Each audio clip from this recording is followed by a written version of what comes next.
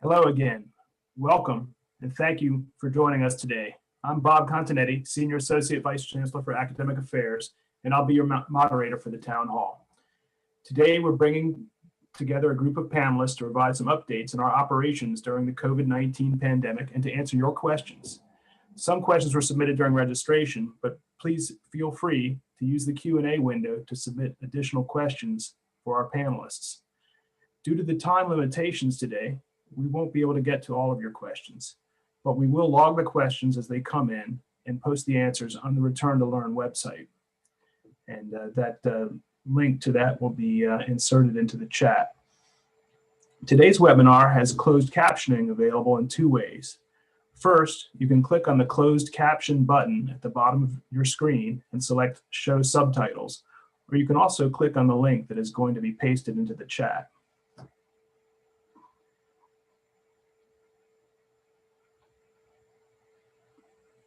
And that will be pasted in the chat momentarily, I'm sure. But for now, and there it is. For now, though, I'd like to go ahead and introduce our Chancellor, Pradeep Khosla, for some welcoming remarks. Chancellor Khosla. Thank you, Bob. Good afternoon and welcome, everybody. When we expanded our multi-layered Return to Learn program this fall, we had reason to believe that we would be successful. And I'm happy to say that our success has so far not only has become true, but it has far surpassed our planning assumptions. Throughout the fall quarter, our faculty, served as a role model for your students and your colleagues. You encouraged and reinforced behaviors that help keep our campus community safe. As a result, our campus has one of the lowest numbers of COVID-19 cases in the country. Since March 1, we have conducted nearly 80,000 student tests and nearly 20,000 campus employee tests. We have expanded our wastewater testing from 6 to 52 sampling sites and are adding more for a total of about 200 across campus by next quarter. We have increased support to you and our students for remote learning. We have constructed outdoor classrooms with a full complement of technology aids for in-person and hybrid education. We have closely followed guidelines for masking, physical distancing, and sanitation. And we have consistently screened, tested, and sequestered and isolated when necessary. The data are in and show that students are safer living on this campus than in the greater community. Our Return to Learn approach, I believe, is working. From October 1 to December 7th, the 14-day positivity rate for UC San Diego students on and off campus averaged between 0.12% and 0.68% respectively. On campus was 0.12 and off campus was 0.68. And during that same time, the same positivity rate for San Diego County has averaged between 2.7 and 7.4%. Consistent participation across all of our Return to Learn strategies throughout the fall quarter has made our campus significantly safer than San Diego County. From the beginning, you, our faculty, embrace the responsibility of showing students how Tritons protect Tritons. You have worked tirelessly to deliver a consistent educational experience that reflects our high academic standards, whether students are in person or in virtual classrooms. And here at the end of the fall quarter, I can look at each and every one of you and say, thank you, thank you, thank you. Thank you for rising to the challenge and making us who we are. Our work has paid off, your work has paid off, but our work is not done. We cannot let our guard down. And it's more important than ever that we continue to wear masks, wash hands, and avoid unmasked gatherings. Please complete your daily screenings and regular testing. None of this could have worked without your support and your commitment. And needless to say that you're integral to UC San Diego's continued distinction, prestige, and success. So thank you, thank you, thank you one more time. And let me just say, I hope you enjoy your upcoming break. You've earned it. And I look forward to seeing you in the new year. Back to you, Bob, sir. Thank you for those important reminders, Chancellor Khosla. And now I would like to welcome the host of today's town hall, UC San Diego Executive Vice Chancellor, Elizabeth Simmons. Thanks very much, Bob. It's a pleasure to join you in welcoming everybody to today's session as we discuss the latest developments related to campus operations, including planning for fall quarter and promoting the health and safety of our campus community. One topic that is probably on people's minds is Okay, the host muted me, but I'm speaking, so I'm unmuting myself. Given the current stay-at-home order and the fact that we'll probably when we come out of the stay-at-home order, and we'll probably be in the purple tier again for a few weeks, where we're not allowed to do in-person teaching indoors. It's almost certain that we'll need to start the first couple weeks of fall quarter with our in-person teaching being done only outdoors, just as we are in that state right now. So AVC Carlos Jensen will be able to fill you in on the latest plans and options, and our goal will be to support all of your creative teaching and learning ideas. So we've received many questions from faculty, and the panelists and I look forward to addressing as many of them as possible this afternoon. I also, of course, encourage you to keep visiting the Return to Learn website, returntolearn.ucsd.edu, for answers to other frequently asked questions and the latest campus updates. And now I'd like to turn to our Academic Senate Chair, Stephen Constable, to say a few words before we get started. Thank you, Elizabeth. We're almost at the end of the fall quarter, and I'm sure you're all looking forward to the holiday break. While the situation on campus hasn't changed significantly over the quarter, the exponential growth in COVID-19 cases in the San Diego community and nationwide has resulted in a lot of stress for both faculty and students. Senate guidelines for final exams issued in spring last academic year are more relevant than ever, and I encourage you to go and look up that document on the Senate COVID-19 web pages. Although the Senate, for many good reasons, normalized the pass-no pass policy for this fall, we really wanted to address the stress and pressure building on our students, and so we've streamlined the petition process for retroactive change of grading option. This has been well received by the students, and as implemented, should not increase the workload on instructors, advisors, or chairs. There's a lot of talk of vaccines, and you'll hear some today. So I ask you to hang in there, have a good holiday, stay safe, and I wish you all the best for the coming year. Thank you. Bob? Thank you, Dr. Constable. Now we will move into the presentation. So I would like to introduce our first presenter, Dr. Chip Schooley, professor in the Department of Medicine, among other titles. He's going to brief us on the state of the pandemic globally, as well as locally here in San Diego, and the plans for vaccine distribution as they're developing. Thanks very much, Bob, and very nice to be here today. Even though we're kind of in a bad news, good news situation, I'll start with the bad news. The bad news is something that we're all aware of. The fall surge in cases has arrived in full force across the United States, and we are still going to see things continue to worsen on the basis of the momentum we already have, and perhaps with some additional fuel from the Thanksgiving Day holidays. We're now at a point that we're having about 200,000 cases a day in the US. You can see the trajectory. Things are increasing kind of as we speak, with a total of about 68 million cases so far in the US and over 1.5 million deaths globally, almost 300,000 deaths in the US. Next slide.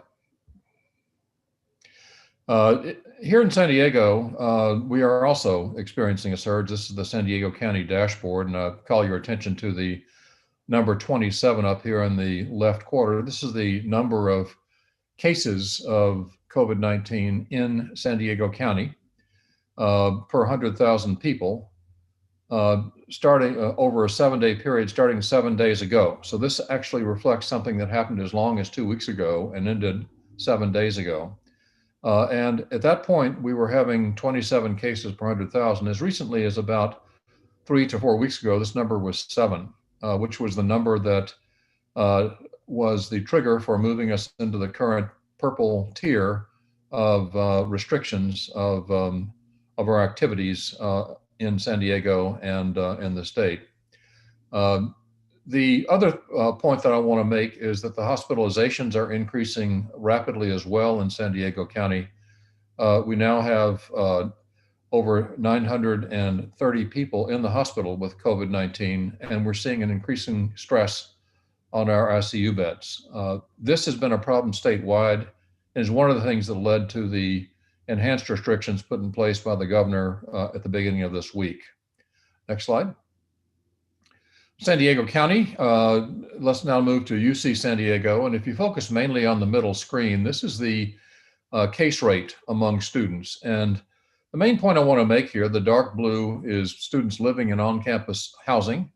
The light blue, students living off campus. Before Thanksgiving, we were having a relatively small number of cases, both in our off-campus students and in particular on our on-campus students, with sometimes no cases at all, occasionally a case or two on a given day. With all of these cases being within the students living on campus, being students who had gone away for the weekend or gone out for dinner or a birthday party and done something off campus usually with a breach of protocol. Starting at the Thanksgiving holiday, you can see a burst in both populations that is what we expected to see. And you can see that after the Thanksgiving holidays on campus, you can see these dark blue, we had a surge of cases, which was almost as many cases as we'd had all quarter up until this point in time. You can also see, though, that as the dark bars began to narrow, we think this surge of cases that happened when students went home and picked up or other places over the holidays, picked up the virus off campus. We think these imported cases are now declining. And again, our on-campus rate will decline to not too far from where we were earlier in the quarter. Our off-campus students, unfortunately, are living in San Diego County and still are having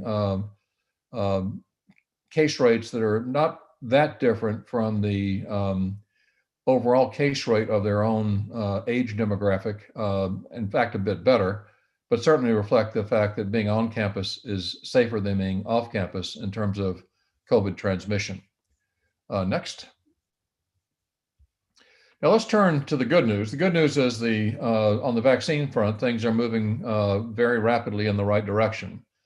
The FDA's Vaccine and Related Biological Products Advisory Committee, BIRDPAC, will meet tomorrow to review the data from the Pfizer vaccine. This is an mRNA vaccine, messenger RNA vaccine, that has to be given as 2 injections 3 weeks apart. This vaccine has had about a 95% efficacy that extends across all demographics. In other words, not just young people, but older people and people with underlying conditions.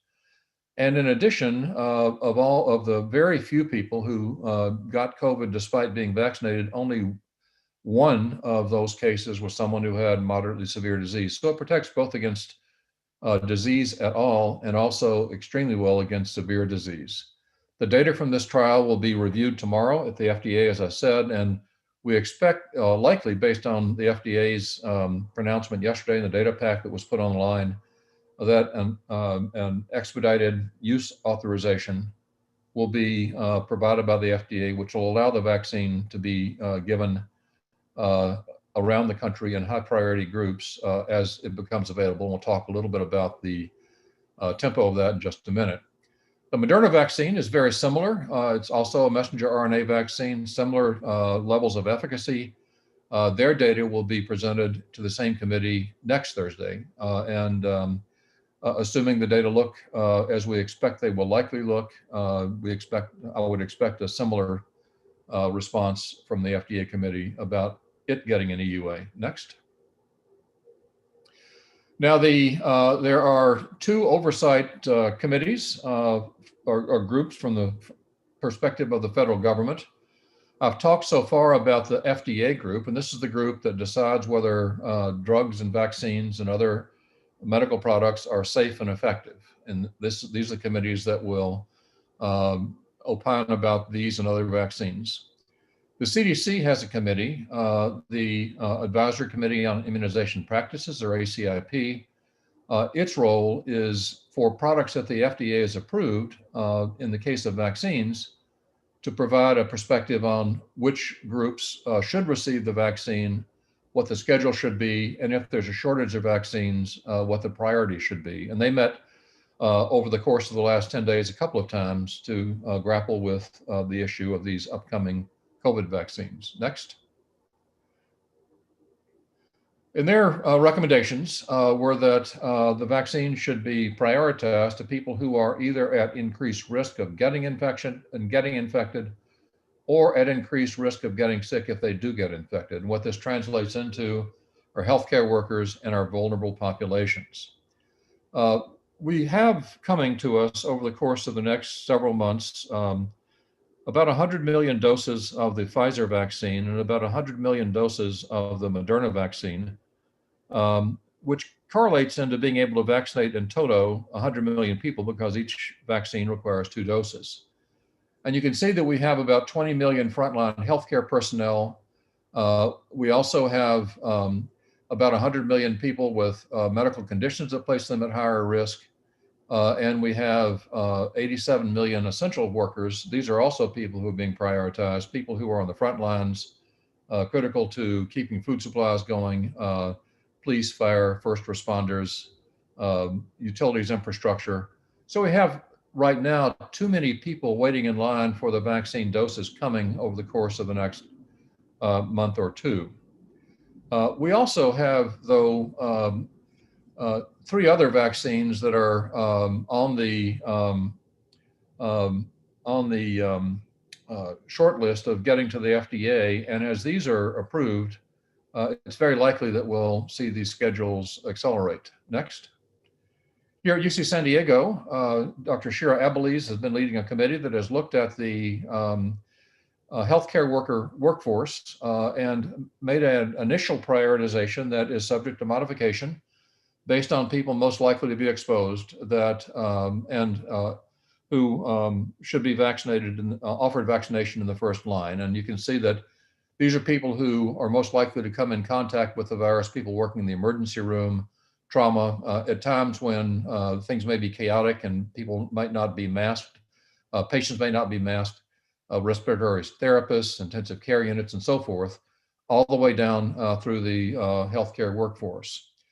This will be adjusted as more input is provided by people in our community, but it's a very good first start at this. A similar prioritization is going to be put together on campus with a committee that Dr. Khosla is going to be establishing with input from both people from health so that we have some harmonization and people from the campus. In the final slide, I've already alluded to the fact that the vaccines are coming, additional vaccines are coming. AstraZeneca's vaccine may get to the FDA in January. It's a vaccine that the US has bought 300 million doses of and will substantially increase supply once it becomes available and will accelerate access to the high priority populations.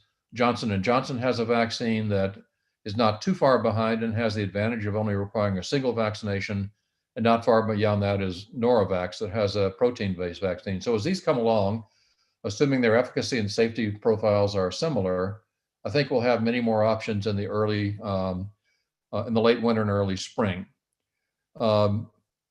As this becomes clear, and as we learn more about what the production rates really are going to turn out to be as they try to ramp up, we'll have a much better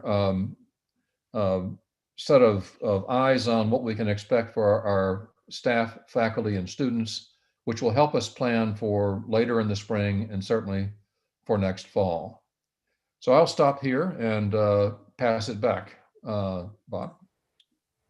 Thank you, Dr. Schooley, for the sobering update on the progress of the pandemic, as well as the positive news on the vaccines. I would now like to introduce Dr. Natasha Martin, Associate Professor of Medicine. Natasha will present other aspects of our efforts to control the pandemic here at UC San Diego. Natasha. Thanks, Bob.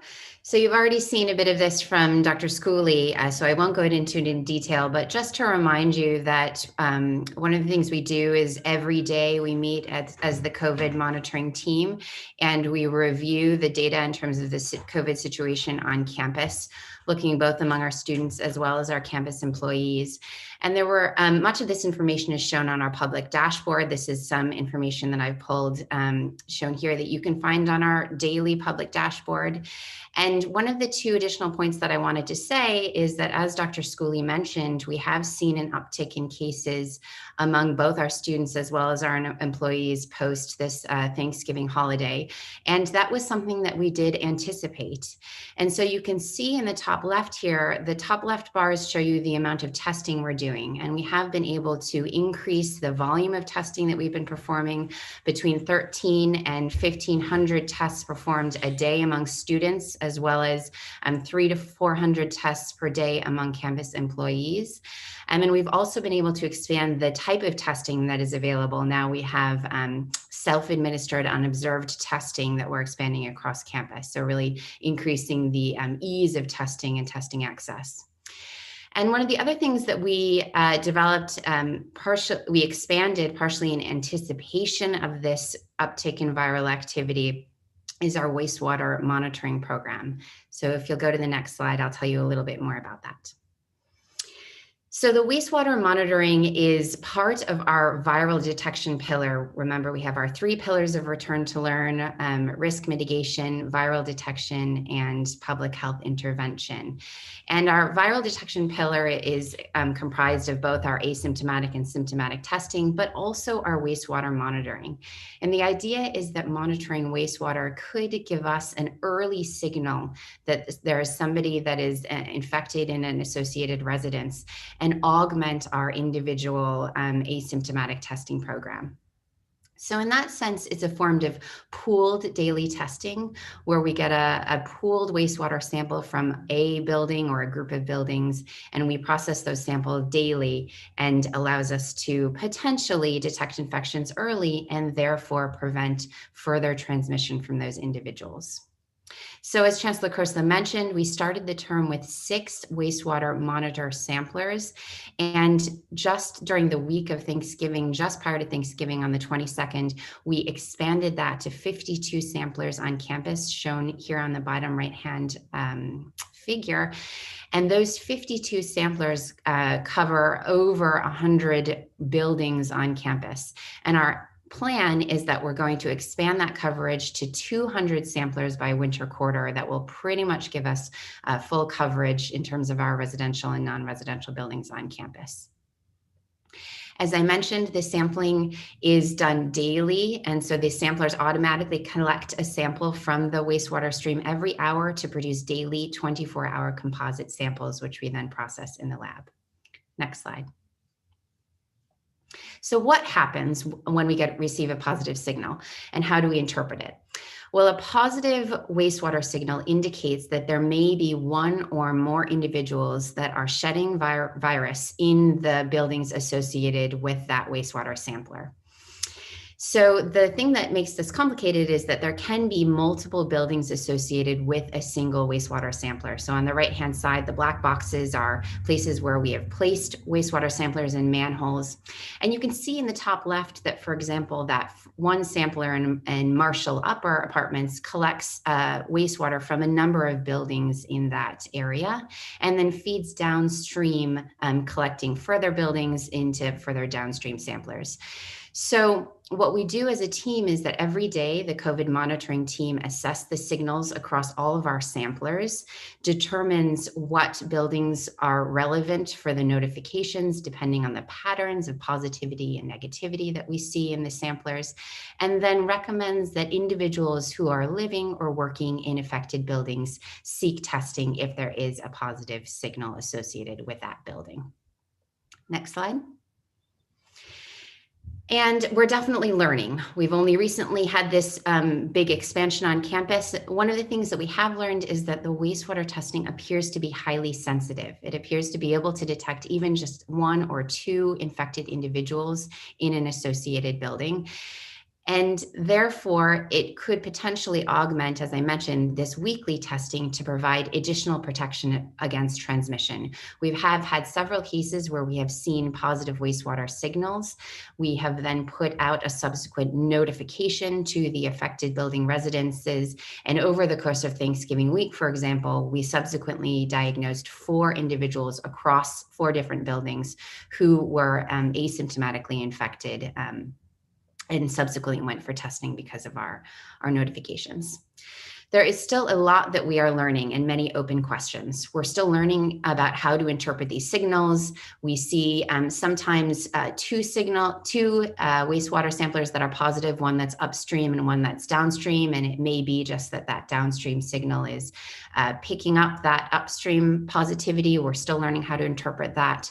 Additionally, we know that in some cases, individuals who have resolved their infection may still shed into the wastewater for a period of time after their resolved infection. So we're still trying to understand how that might be affecting the signals that we see. And one of our main things that we're thinking about is how to improve the notification process from our wastewater positive samples. So we have seen that we do see a bump and increase in testing after we put out notifications, but that the response is much better when we tailor our messaging really to the individuals in those affected buildings. So we're developing strategies like listserv strategies so that we could send focused emails or perhaps text messages to those affected residents, paper notices in buildings so that people can see it there, as well as providing this information on the daily dashboard and potentially the UCSD mobile app to really get this information out as widely as possible, but also as specifically as possible to the potentially affected individuals. And with that, I'll hand it back over. Thank you. Thank you, Dr. Martin, for the updates. I would now like to introduce Vice Chancellor for Research, Sandy Brown, with an update on the impact of the regional stay-at-home order on our research activities. Sandy. Thank you, Bob, and good afternoon, everyone. Pleased to be with you today. We are so pleased that as an essential part of the university's mission, research is able to continue even in the midst of this stay-at-home order by the governor. But by way of reminder, those who can work at home, conduct the research at home, their portion should continue to do so. And through the weekly meetings that we have with the Research Continuity Task Force that's comprised of faculty, staff, students, and administrators, we've identified several issues that I wanted to bring to your attention today. One in particular is that we need to be sure that we are being sensitive to concerns that might be raised by the staff in the research settings, any discomfort they might have, particularly in the context of the rise of the prevalence of COVID-19 in our community, but also concerns for safety that any research participants might be reporting. And so we're urging faculty and staff to have these discussions, and for those who are uncomfortable being on campus, that they work with their lead investigator to determine what kinds of work can be done at home. I want to remind people that during this hold in place period, we will not be approving new activities, but currently approved plans in the research ramp-up system will be able to continue.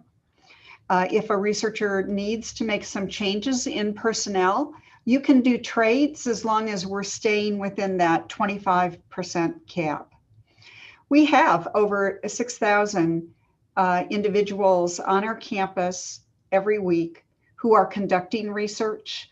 Over 450 of them are undergraduates, over 1,100 are graduate students, and they're operating wonderfully to our knowledge. We have no evidence of any transmission in the research setting on campus.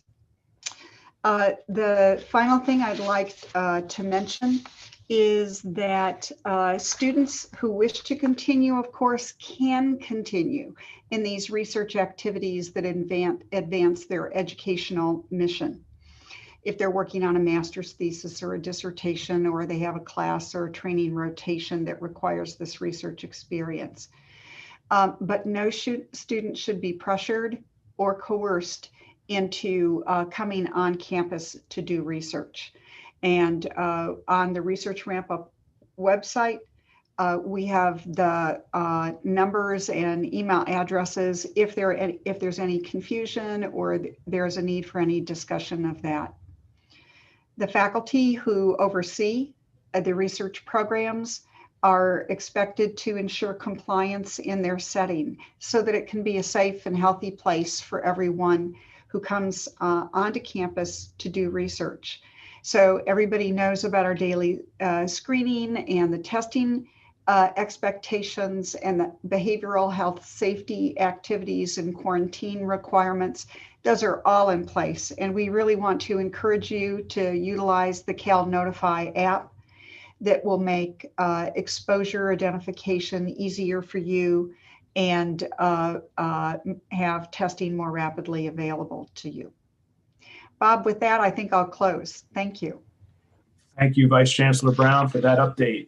I would now like to introduce Himlata Javeri, Executive Director of Housing, Dining, and Hospitality. Himlata will share updates with us on the plans for winter housing for students. Himlata. So in light of the recent positive cases that we just heard from our experts in San Diego and across the country, on-campus housing will continue to remain at single occupancy for winter quarter. This is for undergraduate students and graduate students. Our graduate students have always had single occupancy. So this exception really applies to our undergraduate students. All decisions that are made in housing and dining are led by consideration of health and safety of our students, employees, and the local community. As we also heard, the campus will be increasing asymptomatic testing. Students that live on campus currently are required to test twice a month, and this will now move to weekly testing once we start the winter quarter. We also heard about the increased scale of wastewater monitoring. Again, that will increase the frequency and the number of monitoring stations on campus. Our on-campus dining will continue to be offered in a to-go model through the Triton to-go app, which our students have been using robustly. Depending on the dining facility, we're seeing 70 to 90% of the orders being administered through the Triton to-go app versus in person. Indoor dining will continue to remain closed. Indoor dining was not open for the entire fall quarter. And again, we will keep indoor dining closed.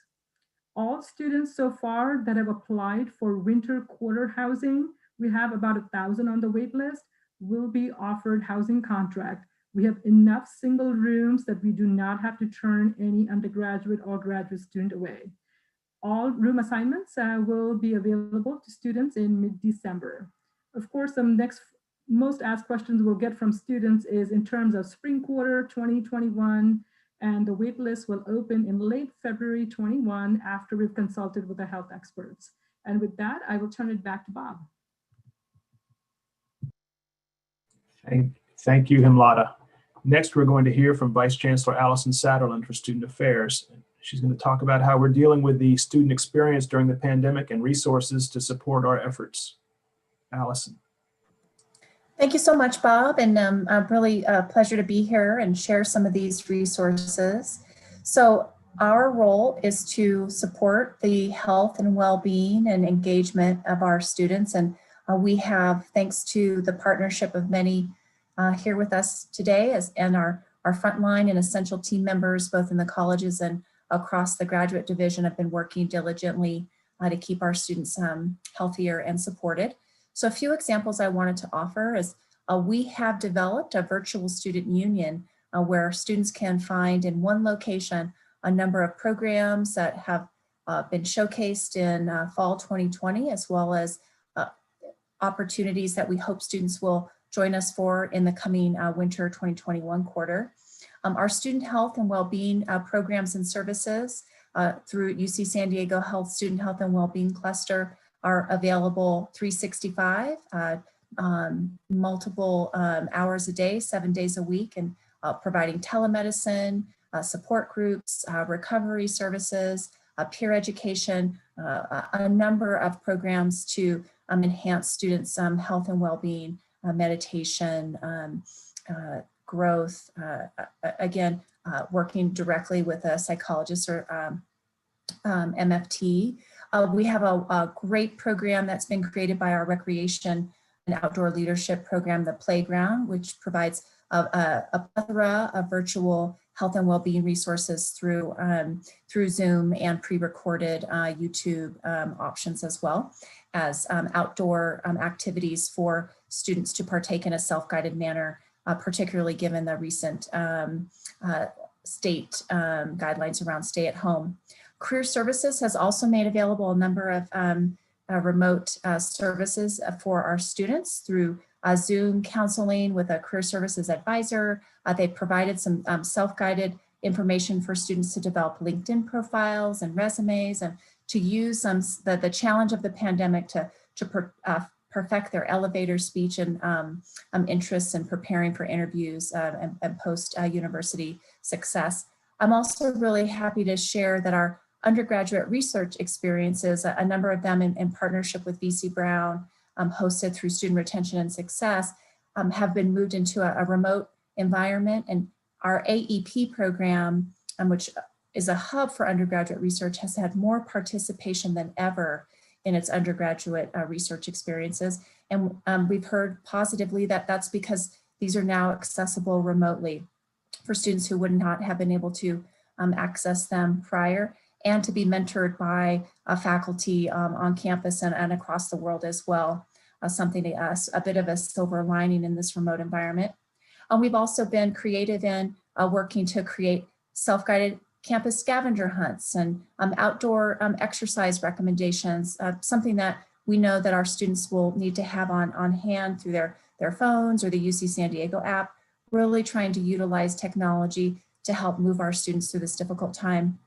As we move into winter break and winter quarter 2021, and certainly this spring, we've been encouraging our students through programming and education to really think about hope and affirming growth mindset, that our students can learn and adapt in this difficult environment, but acknowledging that the challenge is real, and encouraging self-compassion and support for one another. We'll be hosting our Winter Wellness 2021 Symposium in the winter quarter, and this will be the theme of that particular effort. We're also, as you've noted from the research and data that's been presented prior, really proud that our campus at this point continues to remain a safer place for our students, and by providing on-campus housing, we're able to ensure our students have access to testing and health and well-being resources. And we're also proud of the work that happens through our basic needs program and the allocation program that continues to be available through students in our partnership with HDH and our college deans of student affairs and our graduate deans of student affairs as well. But thank you for the opportunity to quickly overview those services. I'm happy to take questions later as well. Yeah, thank you, Vice Chancellor Saterlin, for that update. Finally, we're going to hear from Associate Vice Chancellor for Education Innovation, Carlos Jensen. He's going to tell us about the status of winter enrollment and our outdoor teaching tents that are now on campus. Carlos. Thank you, Bob. So it's my pleasure to share an update on where we are in terms of winter classes and winter registration. As you can see here, winter is currently looking very much like fall term. We have about 7% of undergraduate sections currently planned to be offered in person.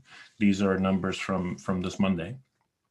And we have about 12% of graduate and 16% of undergraduate students that are registered for one or more in-person course. Now, that also includes research activities. And there's a number of students that are doing research activities only and all their coursework remotely.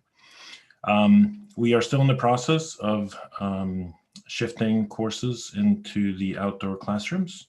The deadline for that is coming up shortly, and I'll speak about that in a minute. And as EVC Simmons explained, there's still some uncertainty about what situation we will be in when we come back in January, what restrictions we'll be under. The state order does allow us to continue to do outdoor teaching. Next. So for those of you who haven't had a chance to go out to Warren or Revelle to see our outdoor tents, our outdoor classrooms, they are really fantastic. And we've had a number of faculty now who have used them. We had about 22 sections shift to outdoor teaching over the last couple of weeks. Right now we have 4 fully equipped classrooms ready to go. The same kind of amenities that you would expect in an indoor classroom. But with about 10 times the air movement that we see in an indoor room.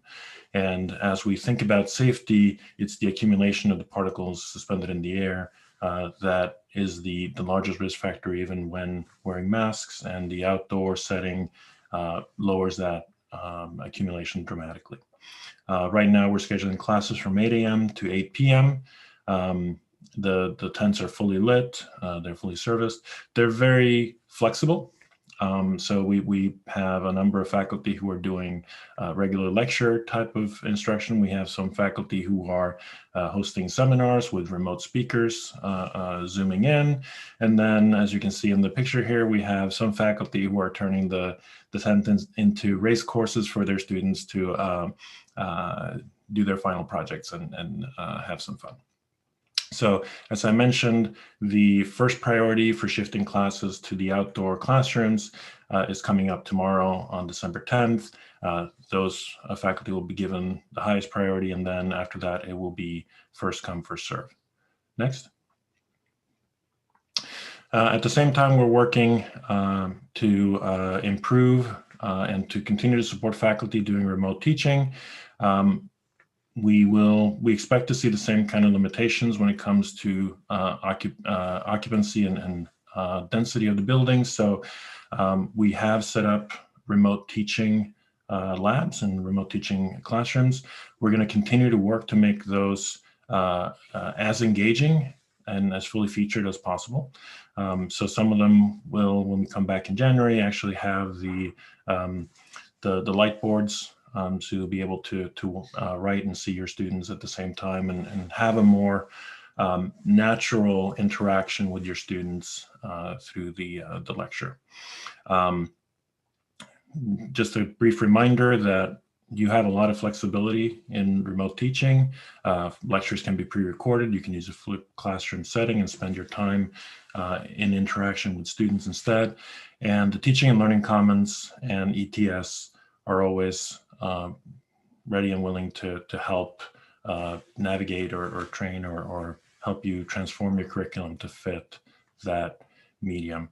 As EVC Simmons briefly mentioned in her remarks, there's a possibility that we will still be restricted to outdoor instruction only when we start in the winter, and we're working on contingency plans and options should we have to do that. So back to you, Bob. Well, thank you, Carlos, and thanks to all of our presenters today for bringing us up to date on what's going on our campus right now with respect to the pandemic. Now is the time to move on to the question and answer segment. I invite all of our panelists, also including Dean John Moore, Dean Jim Anthony, Vice Chancellor Gary Matthews, and Dr. Angela Sosha to turn on their video at this time and join for this second part. During registration, attendees had an opportunity to submit questions for the panelists to answer. We've selected some of the most popular questions for the panel today.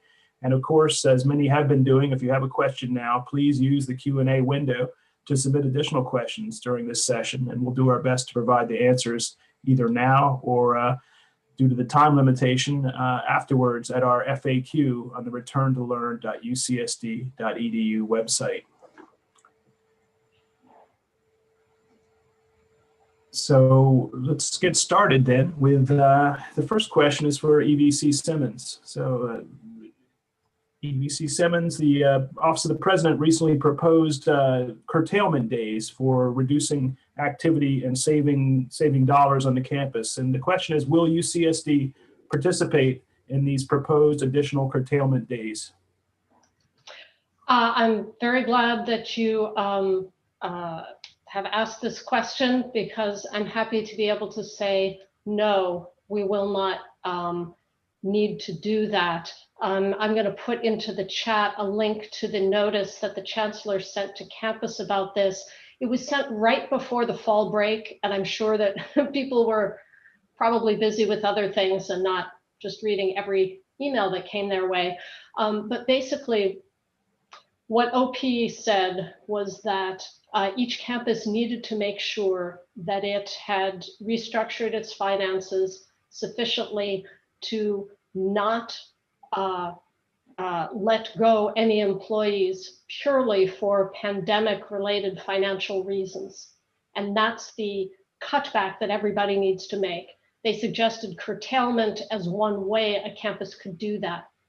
But as I think people will remember, last summer we went through extensive budget planning exercises on our campus and achieved by October 1st the budget reductions that are already sufficient to take care of what OP is talking about at this point. So as the Chancellor said in his notice, we don't need to do any further curtailment. We are set for this current year, the 2021 year. And I'll put this the specific link in 1 second. Well, thank you, EVC Simmons, for that good news. Our next question is a live question from the Q&A for Vice Chancellor Brown, and it regards in-person human subjects research. In particular, will testing be available for human subject participants in that research? Well, testing is not available for all human subjects research, but some protocols require it, and in that case, the cost will be covered. What is required for all human subjects research is symptom screening in advance. Normally, what's expected is a report for any symptoms in the prior 2 weeks, and then a reporting on the day of participation in research. So we do recommend that all individuals who are going to come to participate in research receive information in advance about all of the safety precautions that we take on our campus and in the particular study that they're participating in, and have an opportunity to discuss any concerns that they have so that they can feel safe and comfortable coming into campus. Thank you, Vice Chancellor Brown. The next question is for Dr. Martin, and it pertains to wastewater testing. It's obviously a huge effort to do all this wastewater testing, and the question is, can you explain in a little more detail the importance of the wastewater testing to our response, briefly? Sure. So the wastewater testing is an additional way for us to stay one step ahead of the virus and viral activity on campus. And as I mentioned before, it's meant to augment our asymptomatic testing program. So we can, an individual may test negative on Monday, but then may develop infection on Tuesday and not be tested for another week. With our wastewater testing, we'll be monitoring all of the wastewater from that residence. If we pick up a wastewater positive signal on that Tuesday, we can send an alert and have those individuals tested on Wednesday and then detected. So again, it's really a way for us to stay one step ahead of this and try to use an additional kind of technology to detect outbreaks early and detect infections early and prevent the risk of transmission on campus. Thank you, Dr. Martin. The next question is for Dr. Himlata Javeri and Dr. Sosha. Will you allow more students to move on campus in winter quarter 2021? And how is that student move-in process going to work? Thank you, Bob. As I shared earlier, we have about 1,000 students on the undergraduate side who would like to stay on campus for winter quarter, and we have ample capacity in terms of single rooms for them. So yes, we will allow additional capacity on campus. Move-in will be staggered, but in a shorter manner versus what we had for fall quarter, given that our new student population is going to be really small. We were working very closely with Dr. Sosha and her team on the testing piece. So for new students, they will go through a similar model of a drive-through testing. And for students that are returning from campus or returning to campus, they currently live on campus. Right now, they're going through a self-administered process of testing, and they will be able to take advantage of the self-administered testing in their residential location. And with that, I'll see if Dr. Sosha would like to add any additional details. I think that was a great summary, Hemlata. All right, thank you to the both of you. The next question is for Dean Moore, Dean Antony, and ABC Jensen, and it's about the potential for in-person classes in winter quarter 2021. So will there be any in-person classes, and are we researching and exploring innovative and safe ways to return to in-person classes? Well, I'll be happy to take that. Yes, we are expecting to have in-person classes in winter term. Ultimately, it's a faculty decision how you choose to teach and what the right option is for you. Our job is to try to create as many opportunities, as safe opportunities as we can. So I already mentioned the outdoor classrooms. We also have a group of faculty that are aggressively researching more proactive use of the HVAC systems in the existing buildings and classrooms to increase safety. Not that we've seen any high-risk activity associated with any classrooms, but we are constantly looking for ways that we can make the activity that we have safer. Thank you, Carlos. In a related question, I'm going to direct it to you again, and it regards the possibility of teaching remotely, but having the exams held in person on campus. That's going to be very, very difficult. And the reason is students are making housing decisions based on whether they take all remote or some mix of remote and in-person classes. And so think of the logistics of having students spread across the country or across the world, or even just across the state, and requiring them to fly in, drive in to take an in-person exam. The logistics of that would just be impossible. Thank you. And while I have your attention, Carlos, I have one last question. What options will be available to faculty who want to teach hybrid laboratory courses for the winter quarter 2021? I feel like you're picking on me. As I said in the previous answer, we are working with faculty where we can. So we're having some conversations about some dry lab type of courses, whether those can be done outside. At the end of this term, we had some faculty who in engineering who did move some of their activities to both the outdoor classrooms as well as pavilions and terraces that we have available. And anything that we can do, please reach out to the Educational Continuity Task Force and we'll see what we can do. Thank you, Carlos. The next question is also instruction related, and it's for Senate Chair Constable and Dean Moore. Why not allow all courses to be taken as pass, no pass? Yeah, I'll start that. The Educational Policy Committee considered this really quite seriously over the summer to try and work out what to do in the fall quarter. They chose not to extend the exemptions to policy on pass, no pass for a number of reasons.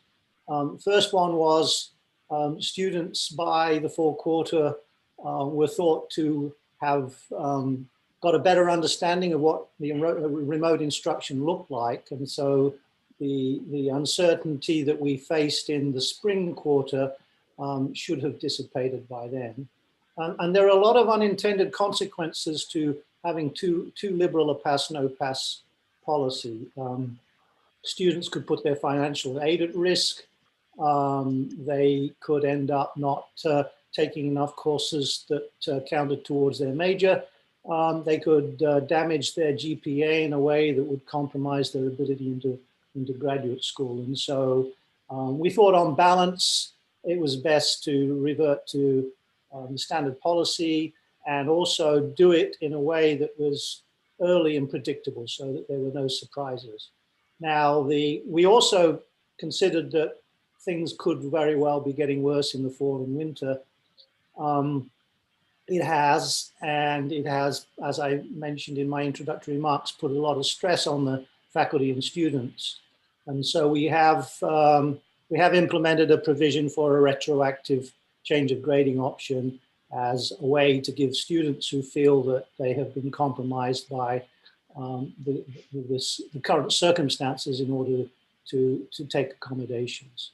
But on balance, we will be looking at the policy for winter and spring, and we will be doing that as early as we can, so that if we do decide to change policy again, the students will know about it well in time to make sensible decisions. John, would you like to add anything to that?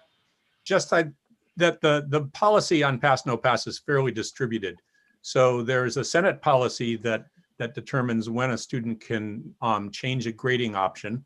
And then there's also a Senate policy which is system-wide, that limits the number of pass no passes that a student can have during their academic career.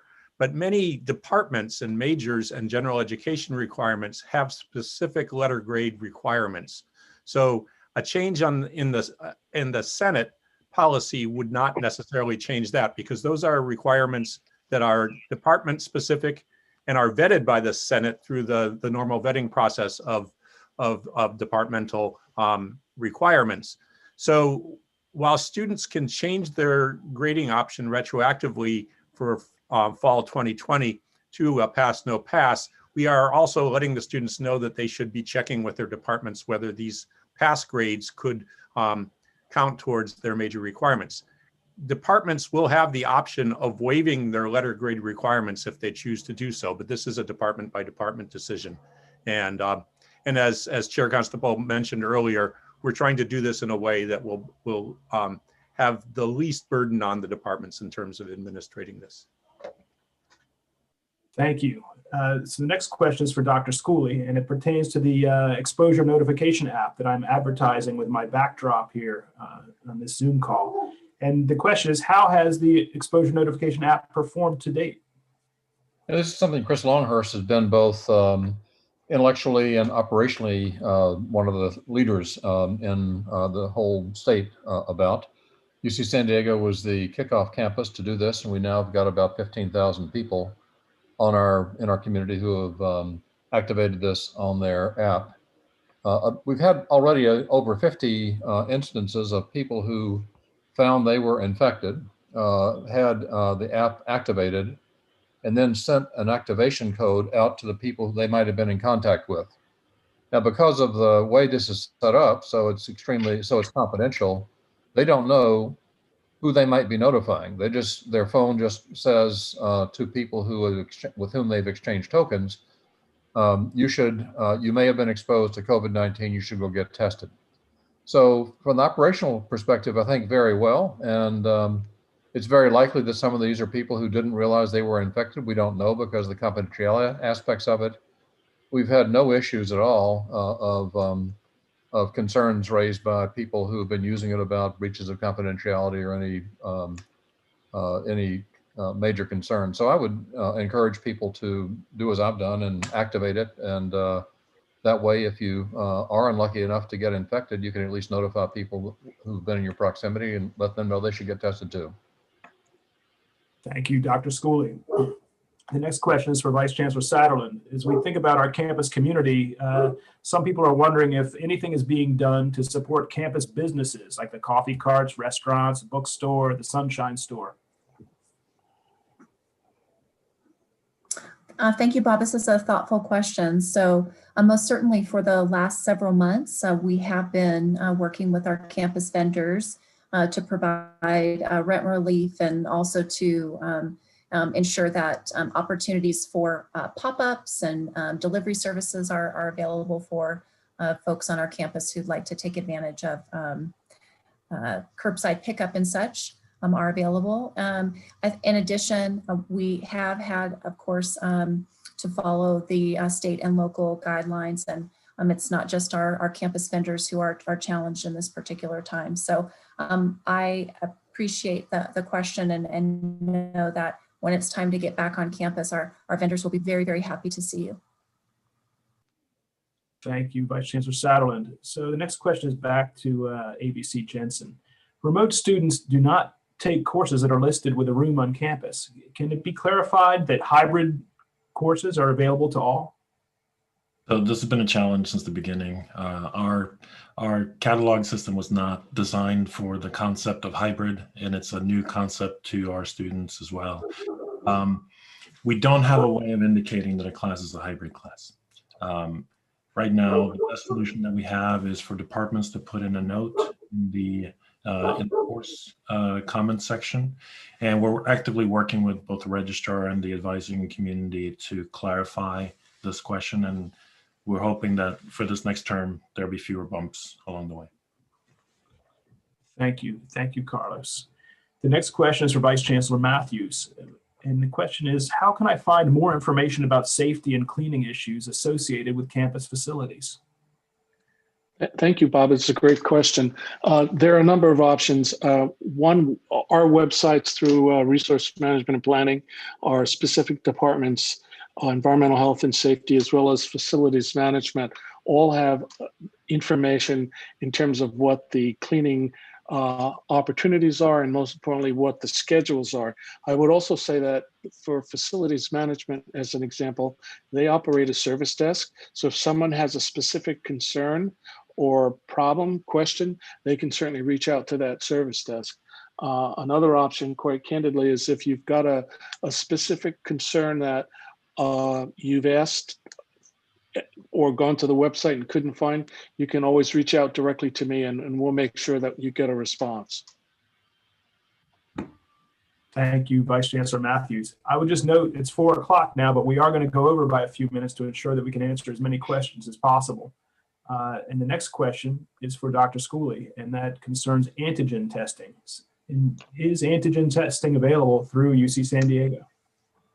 We have a handful of antigen testing kits in the Comm Lab. Dr. Pride has been looking at them carefully to better understand their operating characteristics. And to make a long story short, the ones that we have available to us are substantially less sensitive in his hands than nucleic acid testing.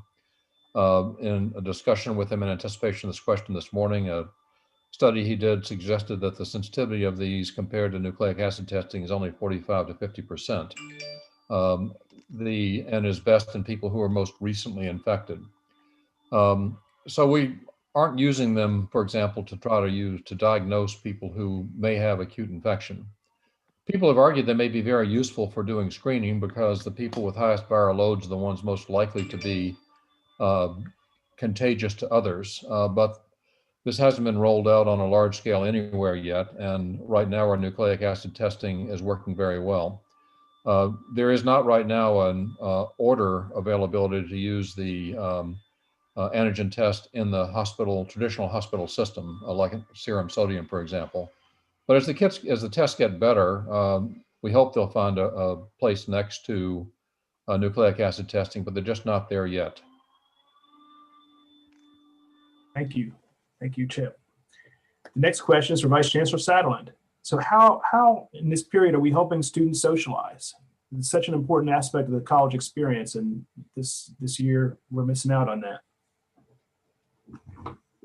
So another thoughtful question, and it definitely is not normal or usual in any way. So until the recent stay-at-home order, we did have permission from the county for a pilot that we called Three's Company, where students could socialize outdoors with masks, physically distanced with 2 other students doing the same. But with the recent surge in COVID-19, we've had to restrict that pilot.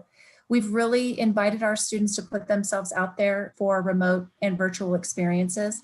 And I'll just share one anecdote where we've seen quite a bit of community emerge. So our university events office, which puts on large scale events, has shifted to experiment with different venues and different modalities in the remote and virtual world, and have found that students are responding to smaller settings around unique experiences, such as a magician or a YouTube influencer, and they're building community in the chat the same way that we all do during our meetings. So we're just encouraging our students to take advantage of those, to put themselves out there in that realm until we can come back together and take the best of the remote experience alongside being in person and getting back to being in community in the ways that young students and humans need to be able to do regularly. Thank you, Vice Chancellor Saterlin. The next question is for Dean Moore and Dean Antony, and it's concerning academic integrity. So what campus level support has been developed to help support academic integrity efforts here during the pandemic? I can start on that. So the Keep Teaching website has many has things for faculty to look at, resources. We know that particularly the assessment during the remote environment is particularly challenging for promoting academic integrity. So the Keep Teaching website has a number of ways to structure assessments in order to promote academic integrity. So a lot of this has to do with how the assessments are structured. And so that's Keep Teaching. You can also go to undergrad.ucsd.edu and then look under units and go to the Academic Integrity Office that also has discussion about how to promote academic integrity.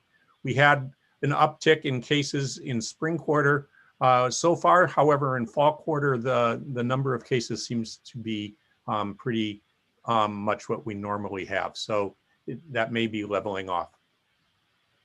The only thing I would add to that is that we as faculty should always be aware of any kind of demands that our decisions about academic integrity will make on teaching assistants who we collaborate with as we're working in the classroom. So just keep them in the loop on your decision making, and obviously the teaching assistants themselves will probably be many of the front lines, if you will, in terms of finding students who are having challenges with academic integrity. So it's good to be in conversation with your TAs.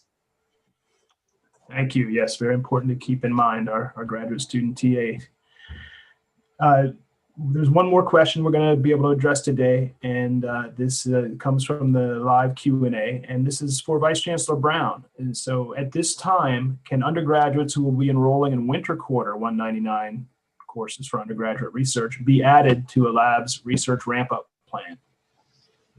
Oh, great question. You know, just as we want to encourage our students to engage in new kinds of activities, social activities in different formats, we encourage students to sign up, to work with a faculty member and to sign up for a 199. There are ways to do that, some of which involve work that is done on campus, but sometimes it's not done on campus, and you need to work with the individual faculty member to be able to do that. Many faculty can adjust schedules in a way that allows students to be in the research setting on campus during periods of time that still allow them to sustain that 25% cap at any time. So the answer is yes. All right. Well, that's good news, because that's such an important part about research, a research university, the experience for the students. I guess I would have one more question to Chip Schooley. Can you say something brief about the vaccine safety issue? Because a lot of people are concerned about it. There was some news today out of Britain about people with allergies and so forth. Any brief comments in that regard? So far, the mRNA vaccines appear to be remarkably safe. They do cause some irritation at the site of the injection. People, about 5% of people may have a temperature of as high as 102 or so, about 24 hours, that responds pretty well to Tylenol and goes away. In the over 30,000 people in the first trial, there were only 2 deaths in the arm that got the vaccine, and these were both people. One of them was a person who died of a heart attack 2 months after the last injection. The other one was somebody who died of cardiovascular disease. This is a group of people at high risk. There were 4 deaths in the placebo group. So the point to make here is that we're going to see things happen in vaccine trials just like they do in the rest of us every day. The reports coming from the UK are 2 cases of people who had an anaphylactoid response. This has just appeared since this morning on some of the in the lay press. The Medicines Research Council of the UK has noticed that these 2 people were people who happened to be carrying EpiPens and were prone to allergies anyway, and are suggesting that people who carry EpiPens for now not be vaccinated or be vaccinated in places where they could be resuscitated. Whether this is causally related to the vaccine itself or not, we don't know. We do know people have vaccine allergies, and responses to things they get injected with, and we'll have to follow it closely. But that noise is new to the system and occurred just since this morning. I think we'll hear a lot more about it tomorrow at the FDA Advisory Committee hearing, if there's concern about it. All right. Well, thank you for that important insight into the vaccine prospects. Well, I'm afraid that is all the time we have for today, but I want to thank everybody for the questions. We're going to be working to answer all the questions that were submitted by updating the FAQ on the your Return to Learn webpage, and also posting a recording of this town hall for later viewing. Please complete the post-event survey as well. That will be sent to you shortly, and that helps us work on this very important mode of communication during these remote times. Today, this concludes our faculty town hall for today. The next town hall is one for staff that will be held on December 15th at 4 p.m. So I'd like to thank the presenters and the guests today for sharing their time and information with us. And I would really like to thank you, the faculty of UC San Diego, for attending today, working together as a community to help bring us through these unprecedented times. Thank you. Stay safe.